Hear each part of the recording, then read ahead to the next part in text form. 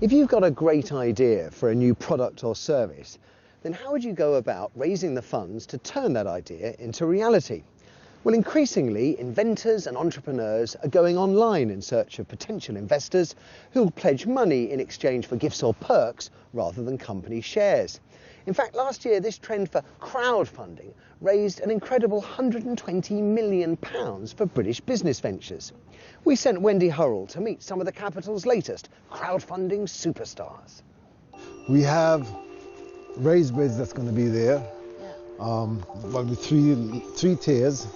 Tottenham resident Dexter Kelly is planning to create a community garden growing organic and exotic veg.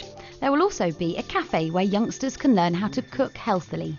Say like 5 years' time, we're stood here. What is going to be around us? What's going on? 5 years' time, this should be full of raised beds about the place. We should have hopefully a market in which we can sell the food, which will also generate funds. You know, we also got to look to utilize the kitchen so we can get the food from ground to plate, which is our ethos. And people can actually come and sample the different variety of organic, exotic foods. And we can, teach people how to use vegetarian food, as well as bringing in the community and letting them cook as well. This land belongs to a local charity, the Selby Centre. The organisation was so impressed with Dexter's plans, they offered him the land and agreed to help him fundraise the £11,000 the project needs to become a reality. The money will be raised through crowdfunding. This is the first time the Selby Centre has tried to raise money in this way. Anyone from anywhere could back our project, so it is taking it to another level. Dexter's Global Garden will launch on Spacehive, a UK crowdfunding website which specialises in raising money for community projects.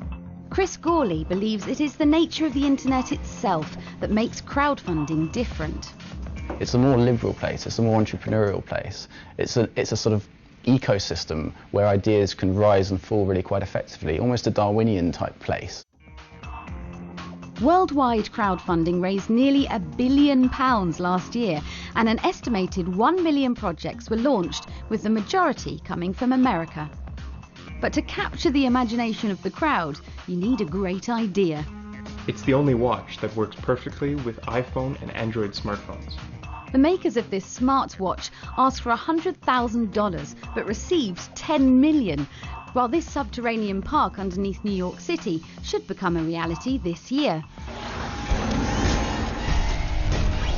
One cash-strapped filmmaker persuaded crowdfunders to pay for these special effects, and nearly 2,000 people pledged cash to get this product, the ostrich pillow, into production. Former Dragon's Den favourite James Caan believes crowdfunding has a crucial role to play in getting a certain type of new business off the ground. I think clearly because the banks aren't lending at the moment, and generally I think there's a general acceptance that says capital is quite hard to find, and I think the main area where the problem exists is with inventors. So when you've got an inventor who comes up with an idea and maybe just needs 10, 15, 20,000 pounds, that actually is the hardest capital to raise. And I think that's where I think crowdfunding has really taken off. Crowdfunding has really captured the imagination of British designers and social entrepreneurs. I'm heading off to Farringdon to meet one of London's success stories. He's hoping his invention will change the way we use our photos from our phones.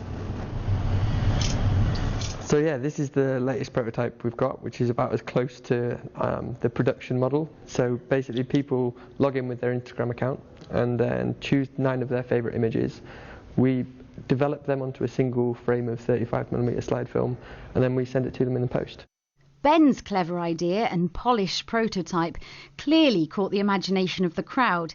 He got funded in just 20 hours, the fastest ever in the UK.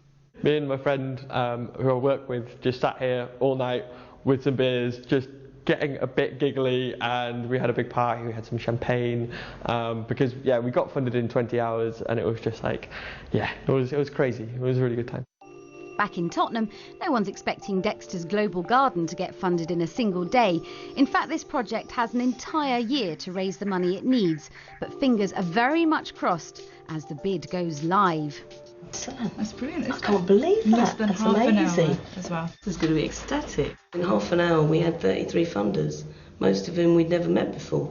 So that's a new level of developing relationships, and we're very proud in Tottenham to have got that much backing from local people. In our austere times, entrepreneurs are keener than ever to find new ways of raising money. So, If crowdfunding can make Dexter's dream a reality, could it also be the saviour of cash-strapped community projects across London?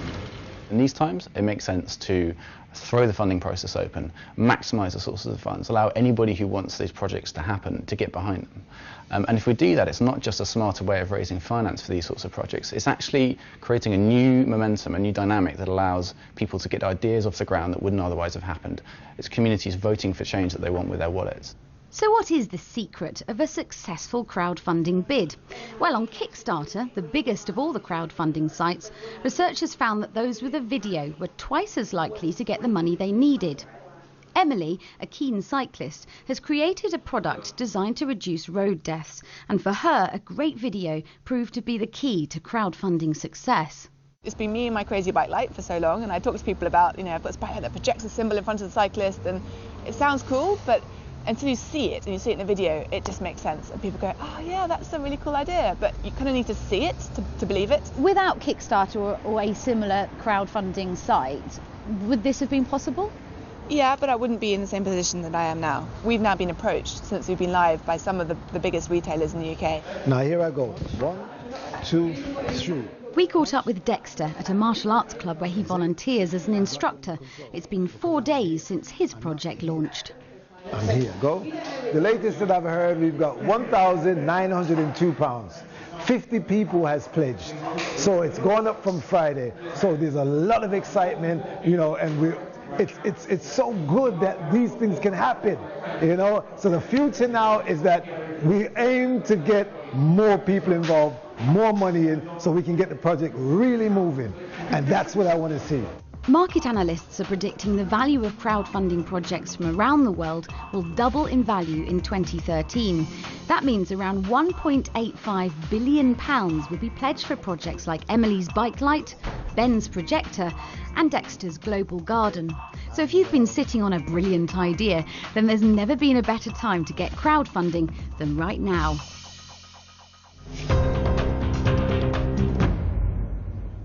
Fingers crossed Dexter raises enough money for his garden dream to blossom into something really special.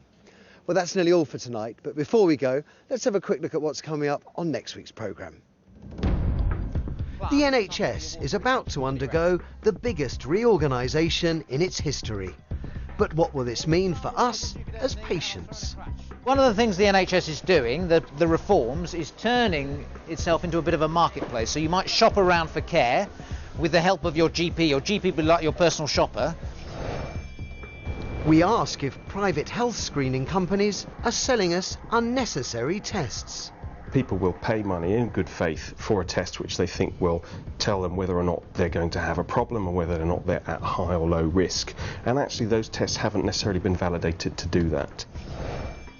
And how man's best friend is helping patients on the road to recovery. You need to be with someone who cares about you, and dogs, they can provide that for you. They're really great creatures, they give a lot.